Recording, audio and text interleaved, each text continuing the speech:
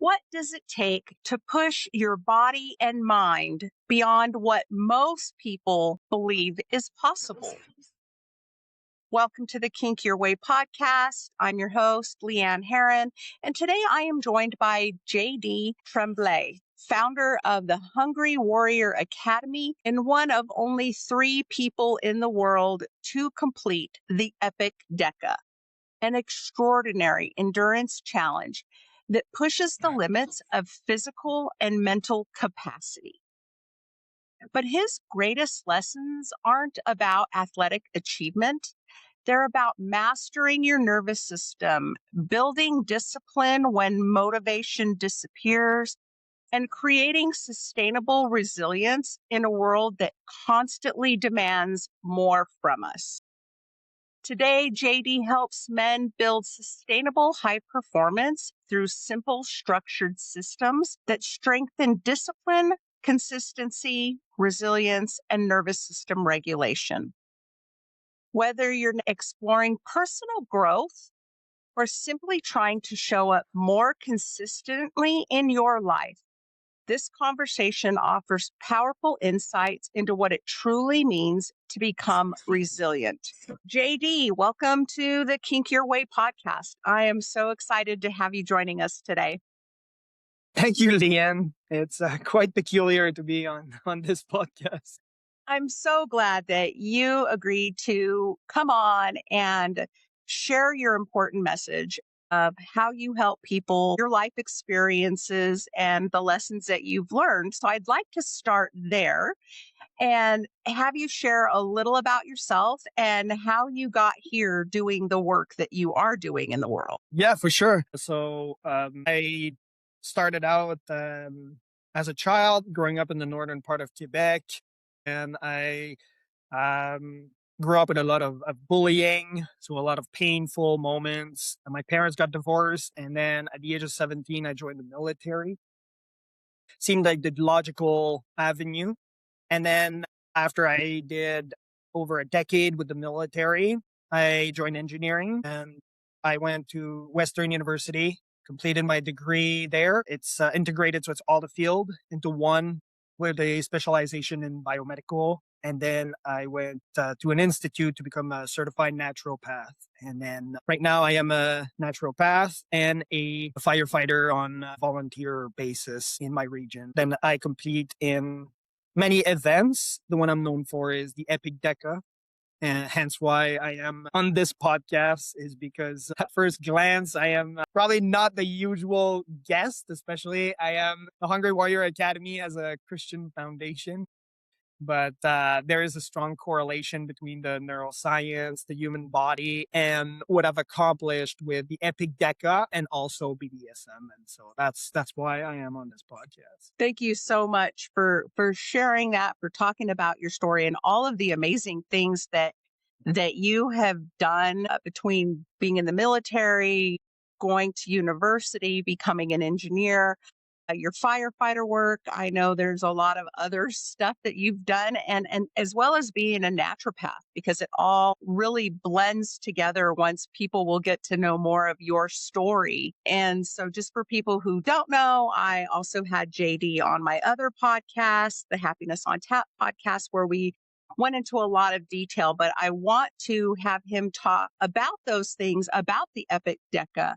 But I also want to start by talking about his faith, Christianity, because I wanted to confirm with him in advance of recording that this conversation and having him on as a guest on this podcast was something that is in alignment with his values, something that I know a lot of people may be unclear about and have shame about or confusion about.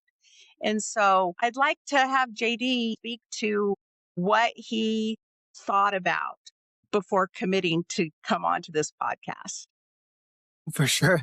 Yeah, at first I did not want to come in to this podcast for sure. Because when I was invited onto the podcast, I realized that although BDSM and the Epic Deca are fundamentally different activities, they raise many of the same human questions. And although BDSM has this sexual component, which I don't endorse at all, like to it because it has this Christian foundation of God. God puts a clear understanding as to how to do it. The act in itself is not wrong if it's done in the clear purview of how God sees the sexual behavior. But if we neglect that component, because I had a client actually that was involved in these parties, and we had several discussions about it. So that's why, to me, I was introduced first a couple of years back by this individual, and he said, no, all they are doing at these parties is they tie me up and then they just leave me there, and it just creates this euphoria, and there's nothing sexual about it. And I said, what are you talking about? I had no idea. I thought this was the sexual experience. And so he said, no, it's about the dominance side and the understanding of authority. And so we had to really work with him as a clear understanding, a healthy way of seeing authority, of seeing what love is. And there's a lot of restraint involved into it. So I don't endorse it, but that's the thing is with podcasts, you don't have to endorse 100% of whatever the host is doing. You're having a discussion about a topic, and then you're sharing your expertise or your experience, and the other person and the listener can acquire some knowledge about this personal experience or this expertise. So that's how the world grows, is by having some logical discussions about these topics. And that's why I decided to be on this podcast, which at first glance took me off track for sure. When you invited me, I said, "Yeah, there's the couldn't," but after I reviewed it, it made sense, perfect sense. And you were right. And I'm glad and I'm glad you had those conversations with that individual because it really did go into things that most people don't understand about BDSM. Because there are a lot of people who are asexual, there are people who have no interest in the sexual aspect, but they gain release, they gain trust. One thing that appealed to me is compression. So he was talking about being tied up and being left. And honestly, he should never have been completely left alone, but maybe left alone in his mind. But being tied in rope or other materials is a form of compression therapy. And for a lot of people who have nervous system dysregulation, that compression therapy is huge. It's also a form of meditation where you're in your mind and your body. It's a place where you can learn how to trust again, learn how to feel safe again. Feeling safety is a huge part of nervous system regulation. If you don't feel safe, your nervous system is a mess. And so I'm glad that you got that opportunity to hear a different side of it that isn't connected with the sexuality side of it, but that it can be used for so many other things. And for a lot of people with mental health issues or trauma, it is really, truly a way to feel safe again and to trust another person because you are putting your safety in somebody else's hands. And so when you develop this relationship of trust with another person, it's the same relationship that I have with my husband. I trust that he is going to have my best interests first, that he is going to do his best to make sure I am safe, I am healthy, my mental health is good. But it took me learning about BDSM to understand where I needed to work on safety before I could even do anything else. So thank you for going into that and agreeing again to be on here because I know there's a lot of other stuff that we're going to talk about that is just so powerful. So for listeners who may not be familiar with it, what exactly is the Epic Deca and what inspired you to pursue one of the most demanding endurance challenges on the planet? Yeah, for sure. The Epic Deca consists of 10 Ironman distance. So an Ironman is a triathlon. Triathlon is swimming, biking, and running. For those that don't know, and within the triathlon umbrella, you have multiple distances. One of those distance is the Ironman distance. And so once you combine 10 distances in 10 days on all 6 Hawaiian islands, that became a feat that only 3 people in the entire world completed. And I completed multiple other ultra endurance events, but I'm known for especially the Epic Deca and the completion of it, and the pain and suffering that I endured through this journey. And the knowledge you developed. And so again, I'm going to tell people, you want more information, please go over to our other episode because you went through so many things about your mental endurance, what you learned about nutrition, and you come from that knowledge, but what you learned about yourself, what you learned about your body, how you had to plan setting up your bike, preparing with shoes. I mean, there was so much that went into planning and preparing, as well as developing your endurance and what you learned as a firefighter and connecting that to swimming with sharks. So fear. There is so much that we had in our prior conversation that was so enlightening for me. What did that experience teach you about your mental resilience, discipline, and the stories that we tell ourselves when things get difficult? Yeah, I had to go through a lot of mental battles. And what I discovered is that a lot of people go through pain. And when I say a lot, it's everyone go through pain, they go through trauma. And it's really how you are able to respond to these stimuli and have an understanding of your systems. And what I mean by this system is because I use this word a lot, but it can be your systems, as in your respiratory system, or your entire body as a system, or the systems that you're using to accomplish the task. And so that's the way an engineer would look at certain equations. And then once you're able to equate all of them, then you're able to perform at a higher your rate.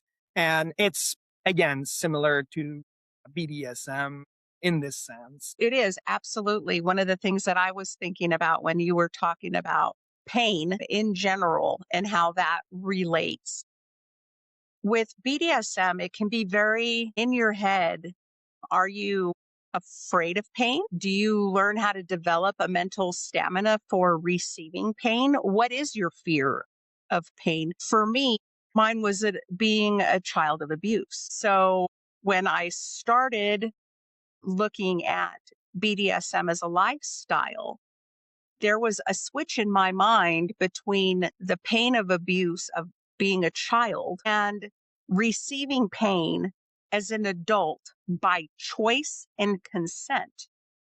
When you're a child, you don't have choice and you certainly don't consent to being physically abused. When you are an adult and you're experiencing something like BDSM, you have consciously consented to that activity. And so you have developed this mental strength, and over time you develop stamina. It's just a different conversation in your head that I had to have between being a child and not agreeing or consenting to being abused to maybe welcoming pain in a different way. So I think it's something that we can all develop mental strength and stamina for whatever our goals are. Yeah, definitely. We use the acronym RISE. I think we discussed it on the previous podcast, and it was about R is recognized pattern, and I is identity, is structure, so creating that structure, and E is engaging in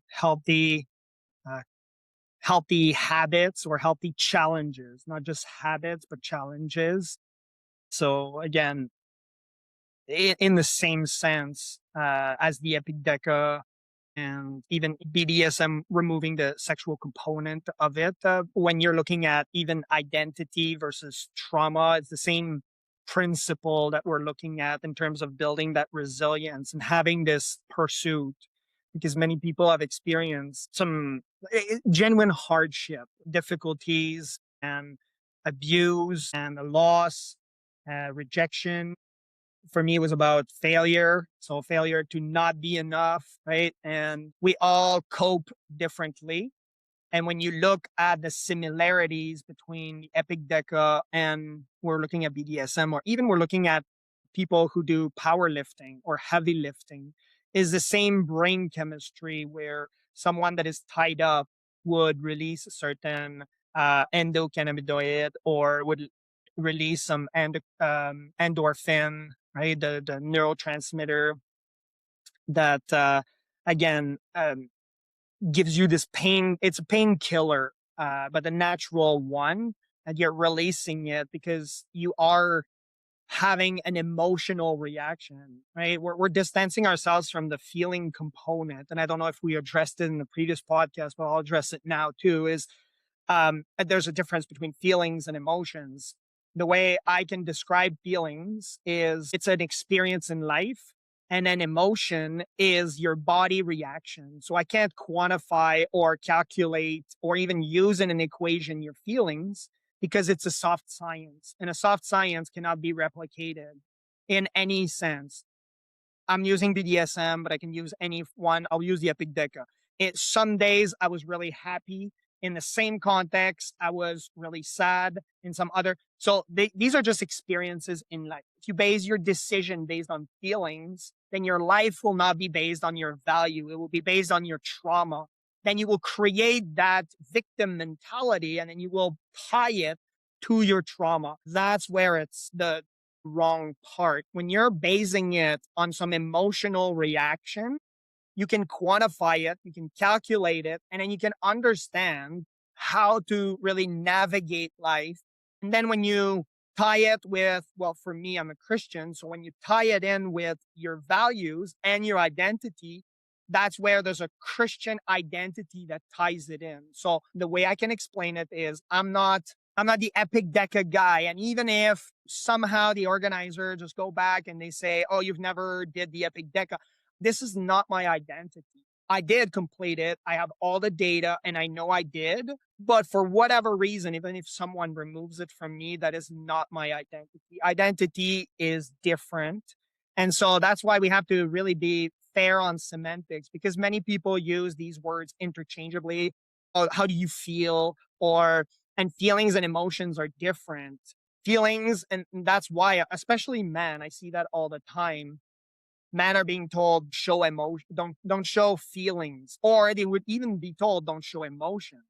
Well, not showing emotion it's a chemical response. It's a physiological response. So your body will react inevitably. And when you are suppressing emotional reaction and not living it, what you're doing is you are setting yourself up for later blow up of it's like a bottleneck of it. It's like when I got into engineering, and into engineering they were saying weight and mass is different, and then the equation for weight is equal to mass times acceleration.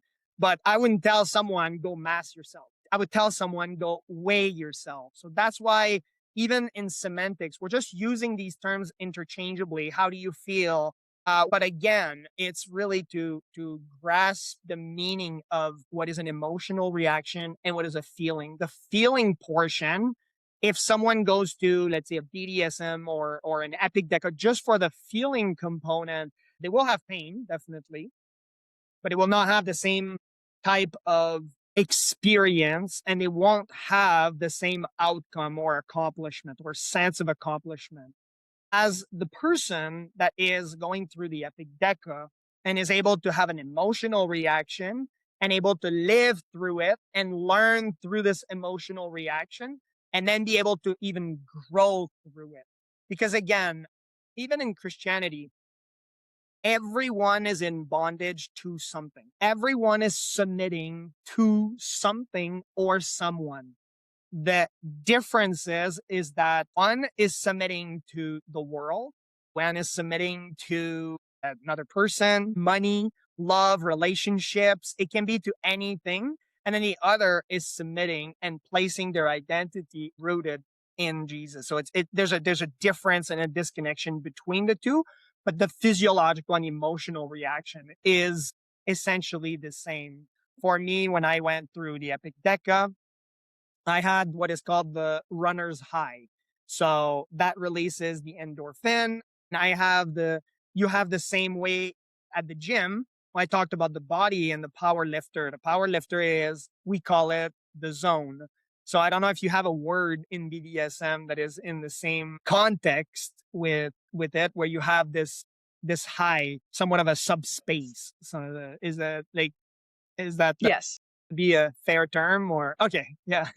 Because it would be in your subconscious. That's how you are living it. So is there a specific term that you guys use? Like we have And runner's high subspace or the is zone. yeah, subspace is definitely a good term to use. Top space, so Okay. whoever the dominant partner is, and then the submissive as well, is going to have this physiological point where you reach euphoria. And just like you would a runner's high or a power lifter or any other form of adrenaline based activity, you're also going to have the drop side of it when all of the emotions, the feelings, and the chemicals drain from your system. And so it's something for people to understand that what goes up must come down, and how to prepare for that. And one thing that I talk to people about in preparing for that is how you're going to feel. You may feel like you're coming down with a cold all of a sudden. And if nobody has warned you and you don't have anybody to like bounce these emotions off of, you're going to assume that you're sick. But if you know to anticipate it, have somebody to talk to about it, your partner or whoever you have experienced this high with, then you can talk about the emotional attachment to that experience, the feelings to that experience, as well as the chemical reaction to that experience. And so, something that happens in kink and BDSM is that we negotiate in advance with the person that we're going to be experiencing things with. And part of that negotiation is disclosing any physical limitations, disclosing mental health issues, and doing it in a way that you feel safe, and disclosing those things for not only for your safety, but for the safety of the person that you're going to be spending time with. Because if they don't know that you may have a trauma trigger, and they put you in that situation and you have a reaction, they don't know how to respond to it. But if they know in advance and you have prepared yourself for what may happen, it just creates a safer container.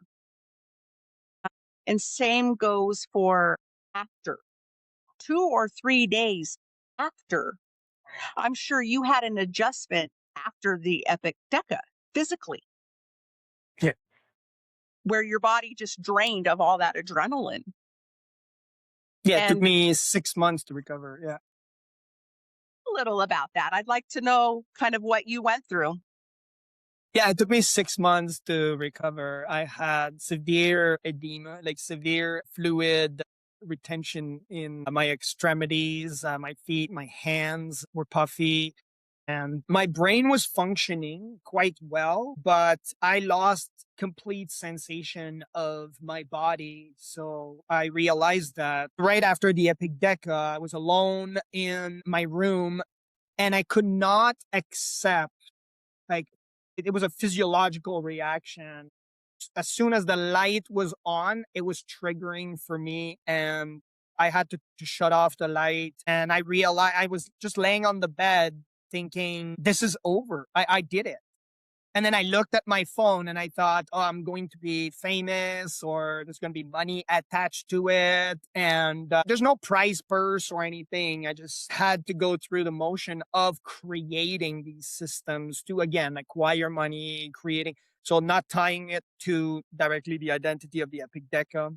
So I got into the shower I usually take cold showers. So I took a cold shower, but there was no sensation on my body. So I thought, well, I'll just turn it hot. And in that particular hotel, the water could go really hot and my skin was turned all red. But I had no sensation on my body. So I somewhat reached a stage where I was almost distant out of my body. But again, I am inside of my body. So I decided to push the limit, and I talk about it in my book. It's a funny story where I went over to a tattoo shop and I said, "Can you tattoo my arm because I want to push those limits of the pain?" And so for 5.5 hours, he tattooed half of my arm, and he said, "I've never seen this before. Are you on any drugs?" And I said, "No, there's like I'm completely natural. I don't use any form of drugs. I just don't feel anything. There's no sensation in my body." And then I just pointed to my body. I said, there's just no sensation. Like I am in this world. I could go for a run, but my dysregulation is so intense in terms of a hormonal shift, and I've used these chemicals so much in my brain. I'm talking about brain chemicals. We're talking about neurotransmitters. Okay. That again, I've pushed those limits so high that, and many people might have lived this before, is that you have the physical pain that starts, your body sends some endorphin to, again, as the pain release. And then there is also the endocannabinoid that is also release and attaches to different receptors. And so that's the natural painkiller. And then what happened in the body is that now people would say in layman's term that it's all in the mind. And then now you just have to play a mind game and then your body will just naturally flow. And after this, well, for us, it was after not even an hour or two, we were already on the mind games. And then after the Epic Deca, I realized that I reached a state of being that was somewhat with no sensation. And that's what's happening with a lot of people, is because when they secrete too much endocannabinoid, what happens is that it attaches to the receptors, and those receptors are attached directly to your immune system. And so that's why, again, you were talking about the immune system earlier, also that some people might live this experience even in BDSM, where they live an experience, there's a huge endorphin, they have a lot of pain to release, a lot of trauma to release, and it's the same neurotransmitters, same pain release, same trauma release as an Epic Deca. And to me, I reached that state where now it affected so much my immune system. I see it a lot as a naturopath with some of my clients who have unhealthy relationships at home. They go to work and then they just completely forget about their life at home and they're at work. At work, it's more seen as peaceful, but they're in a stressful environment and it's still painful, but they're just avoiding the pain. So avoiding this emotional reaction, whether you're a firefighter, an iron worker, or any type of work for that matter, avoiding pain is not the solution. Similar to the Epic Deca, it's not the solution. Similar to BDSM is not the solution. It's how you're going to create that identity, create these systems, and regulate your system more appropriately to cope with the stressor itself so you can address pain. Because we live pain on both sides of the spectrum. Whether you sit on the couch and do nothing for years, you're going to have pain. You're going to be at the doctor more often. And then you will have pain if you're going to do an Epic Deca or an Iron Man or BDS. You're going to have pain. And so it's how you release it. So I like the aspect that you're bringing, that is the healthy way of doing it, the authority, and really the understanding of it, because I was already doing it with my clients, but I know that I'll add that to my clinic also. What you said is about talking about these traumas prior to and understanding the authority levels that they add that. And one funny story that is not in the book or anywhere, after the Epic Deca, because it's part of the release, I knew that I had a lot of inflammation in my feet, in my hands, and so I know that cold water helps with regulating your hormones, neurotransmitters. and it also helps with inflammation. So I went to a spa, and I really like this brand at home. And I went there, and I was spending time in the cold water. But again, we have to look at the frame. Now, all of you, you understand that I am with the Epic Deca that I did, I just completed it, and then I did not stop after that. But there was this beautiful blonde girl, and she was just sitting over there. I'm not, again, staring, and then she comes over after maybe half an hour of me being in the water, and she says, "Are you are you training for something?" And because you've been in the water for so long. And I said, "Oh, no, no, no, I can't, I have no sensation in my body." And then I just pointed at my body, but I have no sensation. So to her, it just seems like, well, you have no sensation, like you don't.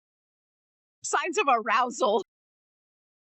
But to me, I meant it as the Epic Deca. So she kind of gave me another shot and gave me a nudge. And I said, "Oh, no, no, no. My entire body. See, I don't feel anything. Like I have no sensation in my body." And then again, she just, at that point, it clicked in my mind. I see what you mean and what you could have perceived. But no, I just finished it. And that by the time I'm trying to explain the Epic Deca, she's already gone. So I kind of killed my dog on that part. But that was a funny story about my recovery, that I used cold water, but at the same time, and that it took me a long time. It took me over 6 months to really regain full sensation of my body, in terms of I was putting my hand above a flame and then just burning my skin. I was able to reach that state of mind. And so that's how far individuals can push themselves.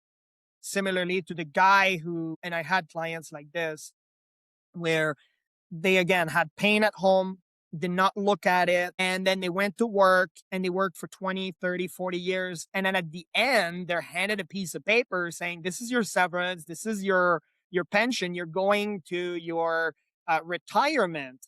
And their retirement is going back to the same place that they have neglected for 20, 30, 40 years. And they have not addressed these painful moments or environment. And as soon as you are subjected to a heavy flood of neurochemicals, or even when your nervous system is triggered at a high sense, somewhat as a surge of electricity, if you put small TENS pads on your hands and you put a little bit of electricity, it makes your muscle jumps. That can be therapeutic. And then over time, you might be able to handle more of that pain. But if you put in high voltage into your system, of course, what will happen is that your heart won't be able to handle it because it is an electrical reaction, and it will, it might fail, and then you die as a result. And so that's what's happening to a lot of people, is that they're not releasing it in a healthy form, not learning these systems, and then eventually they end up in severe illnesses, or even dead. That's one of the alternatives, because even in naturopathy, that's the first thing that we learn, is that these painful moments, if they're not dealt properly, can yield certain inflammation in the body. And that inflammation in the body, depending on which organ is operating against that inflammation, can create some fluid around it to protect itself, somewhat like a blister. But blister is caused through friction, but it's still an inflammatory response. And then eventually you end up with a callus, somewhat like dead cells. And these dead cells end up in somewhat cancers and other illnesses that we have nowadays. Which now, because we have so much inflammation, whether it's through unnatural foods, highly processed food, noise. We're talking about frequencies. We have different types of relationship. Before it was, here's the man, you have your role. Here's the women, you have your role. And although there were some abuse in all of this, and I'm against it, we had at least a certain type of common value. But nowadays, we've removed Christianity from schools. Everybody is left to their own, and there's no sense of structure that is created, which again creates a certain level of disconnect with not only your body, your mind, but also with, well, we could call it a spirit, but it's with God essentially in Christianity.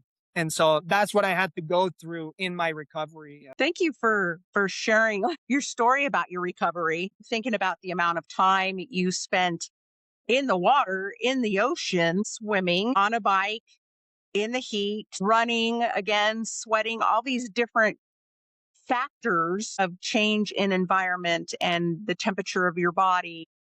Uh, Thank you for sharing also about the nervous system side, which you ended up in a very dysregulated state where you were disassociating from your body. And that can happen in so many different ways. Just in general, you hear about it with rape victims, you hear about it with abuse, where our nervous system does what it's meant to do, which is protect us. And disassociating is one of those protection parts that helps us not be in the moment with something that's happening to us. And so, it was interesting to hear your story about how long it took your body to recover from all of these different stimuli that you went through in a short period of time. Yeah. When the tattoo artist commented, was he seeing a physical thing that was bringing his attention, or was it the fact that he had been tattooing on you for 5 hours and you weren't feeling anything? Yeah, he's tattooed for over 30 years. Amazing tattoo artist. I would recommend him anytime. I even had more work done on I went back to Hawaii on the same year, had more work done with him. But again, in his 30 years, he's seen this before, but on clients that are on drugs. For me, I was not on drugs, and he was not seeing a physical reaction, as in the skin pigmentation was discolored, or the skin wasn't jumping, or there was no physiological response at all in terms of the nervous system. And so how my body was perceiving it should have been that when you have needles for an extended period of time, for the first time, you can manage the pain because you have these needles going through your body. And after a while, your body is not able to handle that pain. And so usually what happens is that there is even a physiological reaction where you would go away from the pain. And there are these people which have a medical condition where you go either towards the pain or you don't move because you have no pain. But in this context, and it was only temporary, I simply had no pain in my body, and that's because of the dysregulation.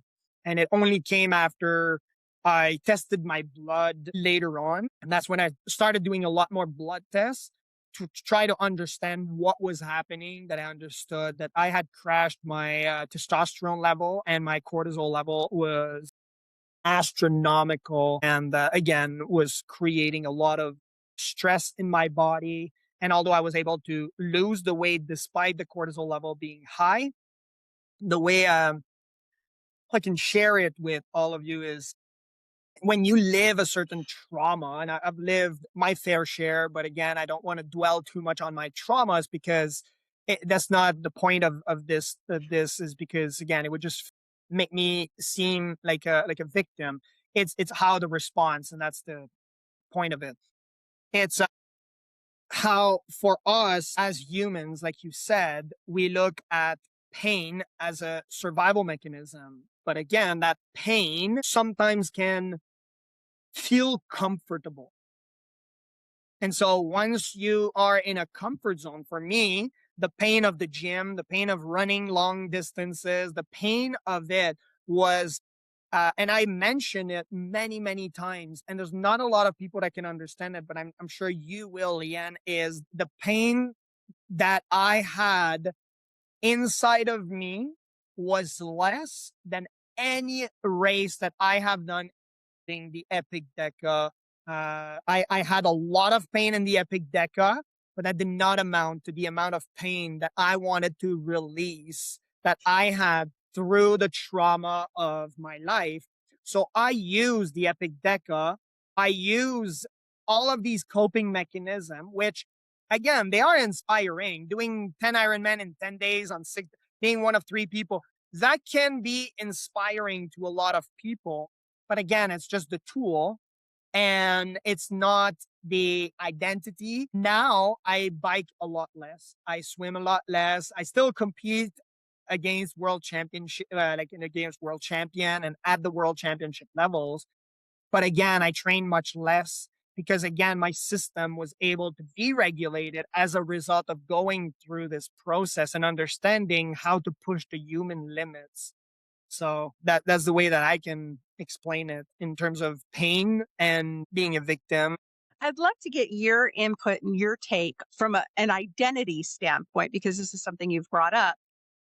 When you have somebody like Michael Phelps, who has lived his entire Mm. life and has competed his entire life, and then all of a sudden that comes to an end, what you see with like his mental health, his identity was taken away from him because that's all he knew. And nobody prepared him, nor did he prepare himself for what that was going to look like when that ends. And so I think with part of your program and how you look at all the different aspects, it's not just one piece. You're looking at nutrition, you're looking at mental health, you're looking at discipline, you're looking at resilience, you're looking at all these different pieces. How do you feel if you've ever seen somebody or know somebody who has gone through something like Michael Phelps, where their identity is completely 100% wrapped up in who they become as this elite athlete? Yeah, for sure. We've seen it many times. And that's because, again, a lot of men disassociate themselves from what their true purpose is. And let's say, for example, they're supposed to be fathers, they're supposed to be providing, which again, sometimes in some cases, we even see online where men are saying, well, I am giving you a lot of money. You should be happy about it. Well, you're not a nurturing father. You're not a present individual in the life. Even though sometimes you are physically present, you're not present in the moment. So that's what, even again, I've never lived it, but I've talked to my clients that have lived this experience and are saying that it is similar to the Epic Deca experience, because I've talked, again, I had to do a little bit more research about it before this podcast. And so when I talked to this individual, he was saying that during a BDSM encounter, and for him, it was nothing sexual about it, he was in the moment. He was present because he was removing all of the distraction. So although for him was this level of pain release, we have to go back to this individual who is a high achiever. He's providing a lot of money to his family, and that's what a lot of men are doing. They're just going with what they think is right, which is the comfortable stage, which is still uncomfortable for a lot of people to work really, really hard. But it's this sense of, like Michael Phelps, disassociating between identity and accomplishment. And you see this a lot with, even there's a Navy SEAL called David Goggins. And so David Goggins has this mentality also where he's pushing the boundaries, pushing the limits. And now we're seeing that his body is completely broken. We're seeing, and he has difficulty competing in these events. Now he's still able to sometimes finish them, like he did last year. He did finish one event and then a DNF on the other. But we look at even Michael Phelps, where he has to perform at such an elite level that became his identity. His whole identity was into swimming. But then when he removed this identity, when it was removed from him, greatest danger in this high performance is that he or other achievers can confuse accomplishment versus identity. And that's what happened in his case. And you can see that his body shape is completely different now than he was when he was competing. Now, he doesn't need to keep a healthy shape as elite as it was, but he gained a significant amount of weight. And I would not even be surprised if it would be as a result of, again, pushing the limit and the boundaries far too much. Now that creates a certain sign of inspiration for others. But when you look at, and I know that we talk about identity and we're throwing this word around a lot, but I don't know if a lot of people know what identity is. And identity is who you are. So you have to answer this question, who am I? Which answers the question, how do you interpret success or failure or criticism and suffering? And so that's why a lot of people would go and say, well, I am into BDSM, and then they make it their whole identity around it, which again, we talked about the victim mentality, and the victim mentality is based on the trauma response, and the victim mentality, it should not be confused with an actual victim, because you mentioned a rape victim.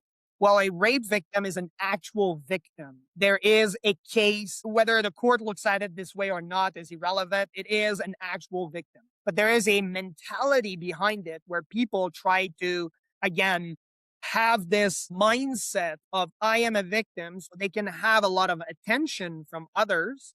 And by having this attention from others, and they think it provides a certain form of healing. But what it does is it provides a comfortable zone. So when people are saying, this is your victim mentality, you're associating it to X, whatever it is, right? Or you are the Epic Deca guy, or you are this high achiever, such as Michael Phelps. Well, you might be a victim in some sense. And so there are the alternative for Michael Phelps would be the high achiever, and they're only achieving, unless they're achieving and they're accomplishing, they're unsuccessful, which again, to them, a high achiever, the way that the brain operates is to, again, create survival.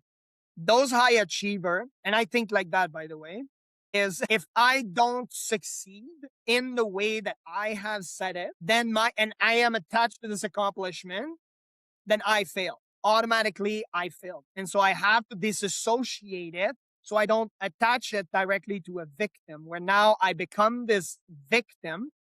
And it's not by helping the person by saying, okay, you are a victim and here's how to do it. So that's why I like your framework where you're talking about mental health with the person before, say, tying the person up, and that's because, again, if the person is going in these meetings thinking that the trauma will just release miraculously somehow by just being tied up, that is not a healthy way of coping with the situation. What you're doing is you're fueling the trauma. So I like that aspect of it that you shared today. But although the same principle would apply with identity and trauma, it's how you cope with it. And so that's why we have, again, the R.I.S.E acronym, right? We talked about recognizing the pattern, which we talked about the physiological reactions, the psychological reactions. And then we talked about identity right now, the structure, as well as how you create that structure around it. And E, which is the R.I.S.E acronym, is also engaging in healthy challenges. And so BDSM, removing the sexual component, I just have to make that claim, but in a healthy way, just having that challenge releases the same neurotransmitters, releases the same hormonal changes, and have the exact same effect on the body as a long distance event, or you would say it gets you in the zone and gets you to be present in that moment. Yeah, and it definitely does that. I think that was one aspect, the being present. Like, you have to be present in this. You have to be present in yourself. You have to be present with your partner. You have to be able to feel and communicate. And and it's the best, like, for me, it's the best form of presence. Like, my mind isn't thinking about what I'm going to cook for dinner or what bill I need to pay. I am 100% present with my partner in what I am experiencing right now. Nothing else is coming into that. And that is a mental state that I have chosen to be in. And so for me, it was comparing it also to like being in a meditative state. And there's, different things you can do that are going to put you in that state. One thing you may not be aware of, and I'm sure you're not because you're not well versed in this world, I would like. but it's similar to being tied in rope. I mentioned that compression therapy factor, the presence. There's another also risky thing that you can do in BDSM called mummification, which again, you're being completely swaddled. And this is your time to just be present in this moment. And first time I experienced, which was fairly recently, and I did it at an educational event where you learned all of the things from experts in their field. And that's something that is really important in BDSM, is that BDSM is a very risky behavior, just like competing in an Epic Deca. It's a risky behavior. You're putting yourself in situations, and the best thing you can do is one, be well educated, educate yourself. So important. Don't trust on the other person that you're with to be educated. You need to be educated for your own safety.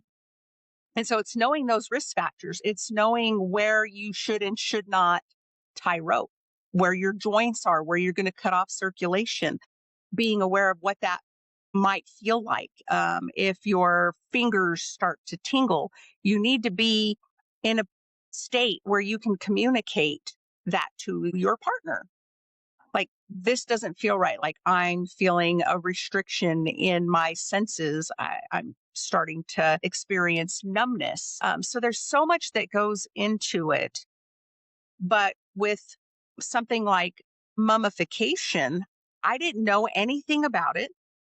So I experienced it with educators who were very experienced, who explained every little tiny step, one step at a time. They walked you through it. They sat with you.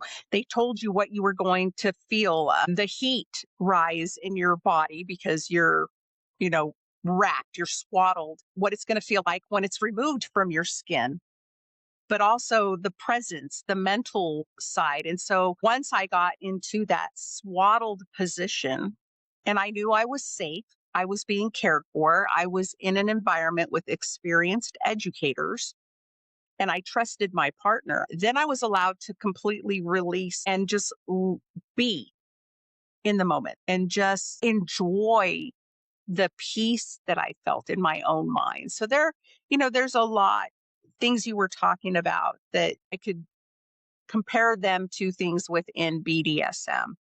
The importance of safety, nervous system regulation, communication, identifying what your body is experiencing, really listening to your body and being able to communicate that.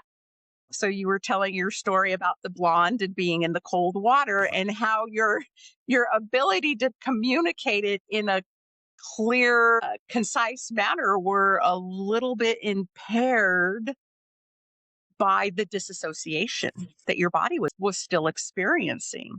There's just a lot to be aware of.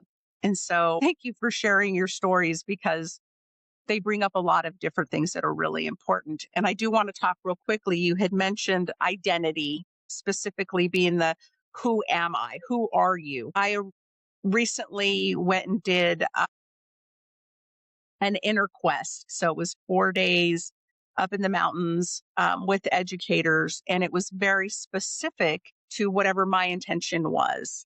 And one of the experiential exercises that we did was we paired up with another person and we asked the question, who are you? Because we're so used to answering the question, how are you? Or what do you do for a living? Yeah. Not who are you? And we were paired with one person and we had to answer that question over and over and over again for 2 minutes. And we had time to pause and contemplate and answer that question and acknowledge the other person and their vulnerability and thank them for sharing. But it was a very difficult question to answer because you don't think, I mean, we know our values and we know who we are. But the fact that that question is not in everyday conversation I think was really a powerful experience for me to be able to sit with that question. And even after the fact, we kind of joked about it. We called it our interrogation phase because there were so many questions that were so deep that we really had to do a lot of introspection. And I think for me, that was the whole purpose of this inner quest. That was it. I was there to do that introspection in a safe container with facilitators that were there to witness me in that moment.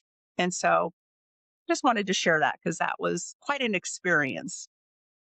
Yeah, I lived this with my son for the first time only after the military. I was in the elevator going to the apartment, and I was an engineering student at the time. But again, I'm saying where I was in my life as a mean of what I was doing. So I'm faulty of this. My son was in my arms at the time. I'm going in the elevator, and it's a really quick conversation. And there's a lady, and she says, "Oh, you're new in the building. What do you do?" And that's the common question that many people have, as you mentioned. So my first response, my automatic response was about to say I'm an engineer or I am an engineering student. And before I even uttered a word, my son pointed at my chest and said, "This is my daddy." And that marked my life forever for sure. And that made me do a lot of internal work as a result of just this small sentence. Because again, I was attaching all of the accomplishments, the medals, I was attaching it to my identity. And so I had to do a lot of internal work and then look at it from the, again, Christian lens and see, okay, what is my identity? I did live some suffering, and there are some people that attach their identity to suffering, as we discussed earlier, but it's not strong enough to define the human person. And it's just that people attach it to either the victim or they attach it to accomplishments. So it's either or, which is still attached to pain. And so once you attach it through what are you, who are you, you could also ask the question of what worth are you trying to prove, essentially. So what is your worth? And when you're saying, "Oh, my worth is in engineering," or "My worth is in this," then you are attaching your identity to it. Because again, the behavior becomes, or where attention goes, the energy flows. And when you are looking at something, then your energy would move, or your body would move. You see an accident on the side of the road, you can look, but you can look rapidly. If you look too much, you might end up moving towards the ditch, and then you're going to create more work for the firefighters and the first responders. But you are meant to be in your lane and looking at what identity, what worth are you serving in this whole. For Christianity, we're called to be the body of Christ. And so the body of Christ has different purpose for different function. And so you've been called to be that purpose. That's what we help men at the Hungry Warrior Academy. We help them understanding, not just a simple R.I.S.E acronym. We help them really understand and grasp all of these life-changing experience that I had to go through in decades, and we condense it into courses and online sessions, or sometimes in person with various coaches and experts in their field in terms of psychology or medical doctors or other individuals that would be able to break down certain topics that might be complex, but that can be applied to everyday life. And so that's why this conversation is important to have, whether you're a female or a male. These principles always apply as the human physiology. We might have a certain differences in terms of what is our level of estrogen or testosterone in terms of male and female, but otherwise, at a physiological response, then it's really how we can reply at this question what is your worth, that really we can, again, have a deeper sense and of purpose in our life. Yeah, that was definitely gonna lead to my next question. If someone is listening and they feel stuck and exhausted or disconnected from their sense of purpose, what is a few steps that they can take today to begin rebuilding that resilience and creating meaningful change? Well, definitely the RISE acronym, really drill it into your mind. It's 4 steps. It's easy to remember, and I can use it in several ways as well. So it doesn't have to be just in the context of relationship or the context of even BDSM, or even in terms of an Epic Deca or triathlon. Can be used in everyday life. Even we use it sometimes in recovery for certain behavioral addiction. We don't deal with drugs and alcohol like substance abuse, but we deal with behavioral addiction definitely, because sin is a sin, right? So we have to address the root cause as well. So recognizing the pattern is R. So R, recognizing the patterns. I is identity, S is structure, and E is engage in healthy challenges. So it must be a challenge. It's not just a habit. These habits are need to be challenging. So that's why these 5 kilometer run is it is a challenge. Being tied up, well, that would be a challenge for some people, removing the sexual context. But yeah, you understand my perspective. So even then, engaging in those healthy challenges, whatever is challenging you, you should face it before the storm comes. Because when the storm comes, and it will for everybody, whether you're a high achiever or using your victim mentality as your identity, either case or end of the spectrum, you will have pain and you will have to face a certain storm. Now, if you're not ready for the storm and you have not prepared for it, then you will react in a survival mode. And if you're reacting in the survival mode, then you will react in one of 3 ways: either fight, flight, or freeze. And you might, in most cases, you won't like the outcome of it because you won't be prepared for it. And one of the best ways that I can even tie in the RISE acronym is before you even pick a goal, pick a coping mechanism, pick any of it, look at your values and see what your values are and what are you tying your identity to see your worth. And because once you have those values in place, then you can gear any goal towards that value system. Absolutely. And that is a great answer for people to see all of the different ways in life that we're going to be challenged. But if you develop tools, systems in place, you're more able to deal with those challenges. So, the definition of resilience is being able to meet those challenges and maneuver through them, not meet those challenges and crumble.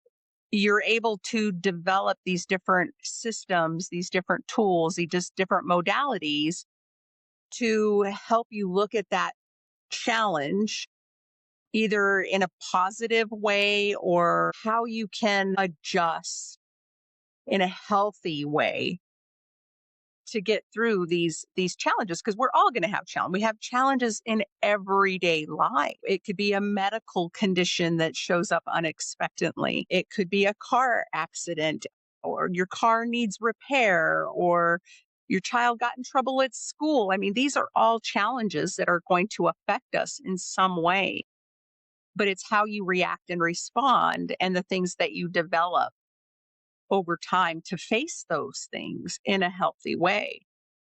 So thank you for talking about how you have developed those skills for yourself, the things that you have developed in creating the Hungry Warrior to help people develop those systems and help them look at their life as a whole and what are their goals and what are their values. So I really want to thank you for the time that you spent here today. Some of the stories you shared were great, and I really appreciate it. I appreciate you coming on to this platform specifically with your values, your faith, your challenges, but with an open mind to help people. The big goal, help people get healthy, help people live healthy, happy lives. So I really appreciate your time today. Tell people where they can connect with you. Yeah, they can connect with us at hungrywarrioracademy.com. Just one website, very simple, hungrywarrioracademy.com. JD, your journey reminds us that resilience isn't about becoming tougher or pushing through at all cost. It's about learning how to regulate our nervous system, honoring our limits, building trust within ourselves, and taking consistent action even when circumstances are challenging. So for people, whether you're facing personal adversity, relationship challenges, career stress, or simply striving to become a stronger version of yourself, the principles that JD shared offer a powerful roadmap to sustainable growth. I definitely recommend you check out his website, check out what he offers, and for people just to learn more about you and the work you are doing to helping men build resilience, discipline, whether it's preparing for long term performance or just showing up every day, and how we can do that based on our goals, based on our values was so important. So, JD, thank you again for your time today. Thank you, Leann. It has been a pleasure getting to know you, and I've really enjoyed having you on my shows.